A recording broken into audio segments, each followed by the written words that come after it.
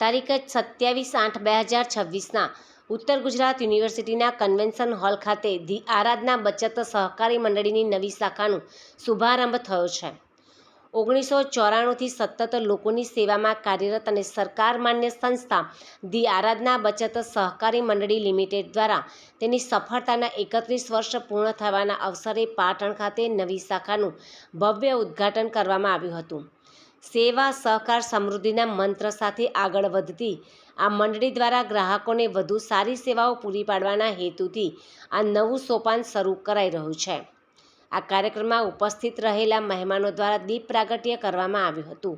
ત્યારબાદ મંડળીના chairman, branch manager તથા હોદ્દેદારોનું પુષ્પગુચ્છ તથા ભેટ આપીને સ્વાગત કરવામાં આવ્યું હતું।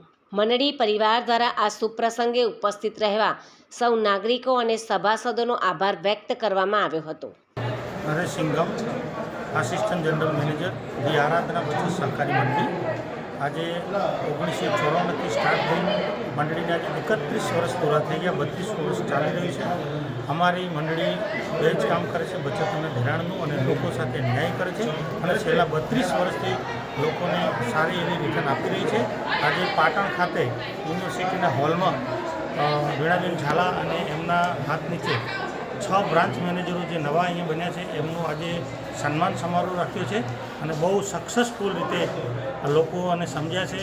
અને હું લાસ્ટમાં એવું કહીશ કે ધી આરાધના બચત સહકારી મંડળી એક જોરદાર પ્લેટફોર્મ છે। દરેક લોકો એની સાથે જોડાવું અને ખાતું ખોલાવવું। જય આરાધ। અને સર, આ ગુજરાત પૂરતું છે કે ઓલ ભારતની અંદર? અત્યારે હાલ પૂરતું તો ગુજરાત પૂરતું જ છે, કારણ કે મંડળી 32 વર્ષ પહેલાં જ્યારે સ્ટાર્ટ થઈ તો અમદાવાદથી થઈ હતી અને અમદાવાદમાંથી સ્ટાર્ટ થયા પછી રિયલમાં કોરોના સુધી અમદાવાદમાં જ એની શાખા હતી। કોરોનામાં મંડળીએ લોકો સાથે પૈસાનો વ્યવહાર જોરદાર કર્યો।